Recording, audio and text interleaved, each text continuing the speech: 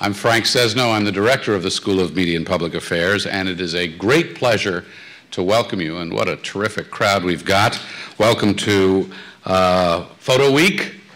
Welcome to what I think is going to be a marvelous, fascinating, provocative, maybe moving program and discussion. The School of, oh, it went dark all of a sudden out there. Okay, I still see you. The School of Media and Public Affairs, as I hope you all know, but if you do not, a quick moment on what we are, is a terrific place which we like to think of as the crossroads between media and politics, the crossroads of media and politics. Our undergraduates fall into two main areas. They can major in journalism, mass communication, or they can major in political communication. So we really look at both sides of the media equation and the impact it has on society and politics and governance. And a lot of what we talk about and teach and think about and research in this program is how issues are framed, how agendas are set. And you cannot have that conversation without looking at the power and the impact of the photograph, the picture, and what it says and what it conveys and the emotions that it triggers. This is our second year working with the Pulitzer Center on crisis reporting. It has been a phenomenal pleasure to work with John Sawyer and the rest of the team. This last year we had a Pulitzer School of Media and Public Affairs fellow, a student, who won the award after submitting her story pitch. She spent much of the summer in Argentina looking at a segment of the underclass population there, developing a very robust reporting project, and we're very, very proud of her. Hadass Gold was our student, undergraduate and graduate here, and then became our first Pulitzer Fellow. And as I said to her, it's not bad to win this thing, because you can actually put on your resume that you won a Pulitzer Prize. Now, just how far she runs with that, John, is anybody's guess, but let's hope that moderation runs in the family. As I mentioned, it's our second year with Pulitzer, and it's a wonderful thing to see what they have created, the audiences that they pull together, and the rich support, mentoring, and dissemination that they can provide to the kinds of journalism that we all know is so important, and in too many cases under siege, being cut back, and not fully appreciated in the private sector. I also want to say that if you've got cell phones, you may want to turn them off at this time. We have our photojournalism class here with us this evening, and I know that we're very much looking forward to hearing from the photojournalists themselves. So I'm going to now introduce John Sawyer to you. John, I've gotten to know very well over the past few years as we've established this relationship. He brings remarkable commitment, creativity, and energy to his job and to the creation of this Pulitzer Center. As you may know, he worked for many years and was the Washington bureau chief for the St. Louis Post-Dispatch. He now leads the Pulitzer Center. Was just telling me about a great trip that he just completed to India.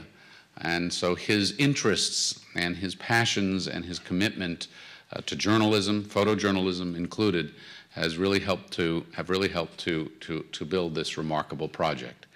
It's a great pleasure to be affiliated with the Pulitzer Center, those of us here at the School of Media and Public Affairs. So without further ado, it's a pleasure and privilege to welcome John Sawyer. John.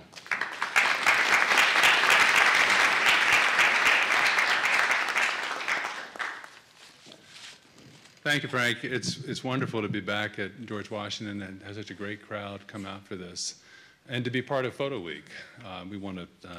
We can't salute Theo Adamstein and his colleagues enough for all the work that they do to bring attention to some spectacular photography. And if anybody here has not been down to the old Borders store at 18th and L, which is the central exhibition space for Photo Week this year, I hope you'll go, because there, in addition to the work associated with the Pulitzer Center, there is the World Press Photo Winners and a number of other really, really great photographs and work celebrated there.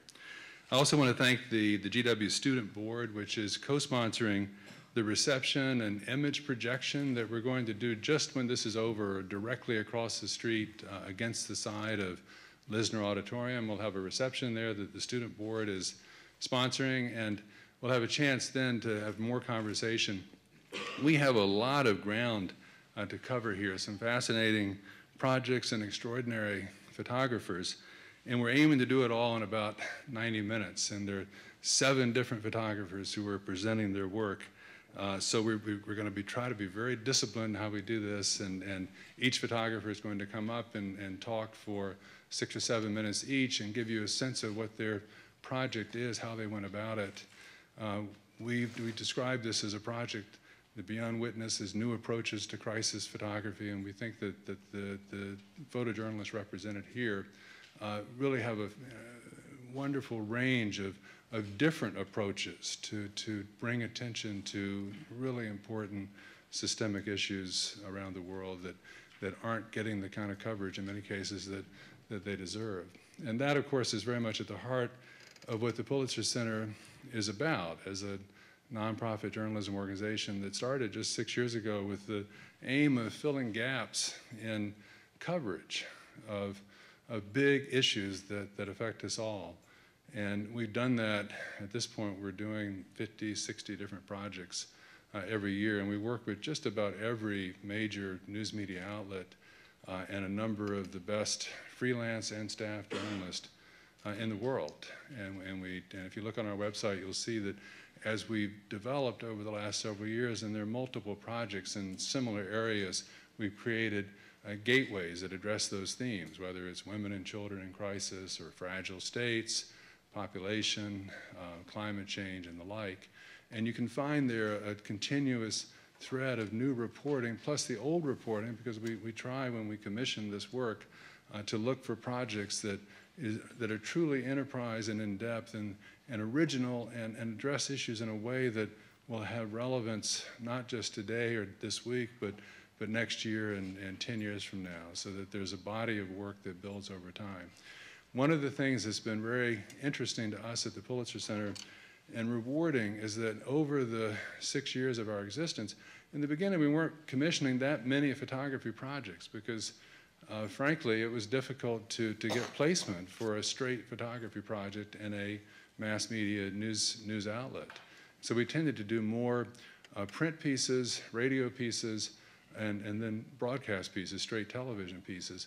But what we found partly through the work of the journalists you'll be hearing from tonight, is that some of the photography was so extraordinary in and of itself that it then became the occasion to draw attention, the vehicle to draw attention to the subjects that we were dealing with. And because another major element of our work at the Pulitzer Center is outreach, is keeping the conversation alive through the partnerships we have with George Washington University and 14 other universities across the country who are formally part of our campus consortium program, and dozens of other colleges and universities where we arrange for talks and appearances, classroom visits by our journalists, and then dozens of high schools and middle schools in half a dozen cities across the United States that have become part of our Global Gateway initiative in the secondary education outreach part of our work. And in all of that,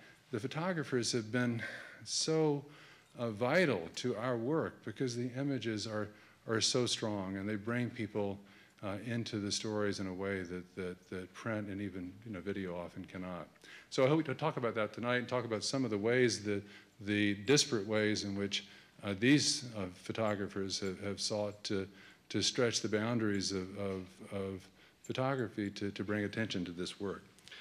We're going to start with Dominic Bracco II, who is a graduate of the University of Texas, undergraduate and the Graduate School of Journalism.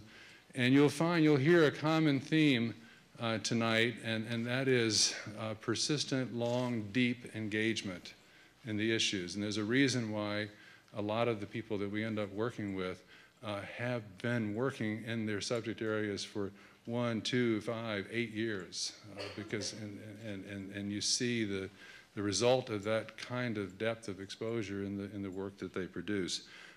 Dom's topic for the last 3 years has been Ciudad Juarez and the impact of the incredible violence in that part of Mexico along the border in the past few years. His work has appeared in the Wall Street Journal, the New York Times Magazine, many, many other outlets. And so let me welcome Don to talk about his work, and then I'll give general reminders and we'll try to keep it moving, 5, 6, 7 minutes each, and then we'll have a chance for questions at the end. One thing I wanted to say just before we begin, at the end of this, we're going to whisk everybody off stage as quickly as we can and try to get across the street where we'll have the reception, and so that we hope that we can have the conversation there, so that the photographers, as well as all of you, will have a chance to see this projection against Lisner Auditorium, which we think is going to be quite special. So thank you very much for being here, and we'll begin with you.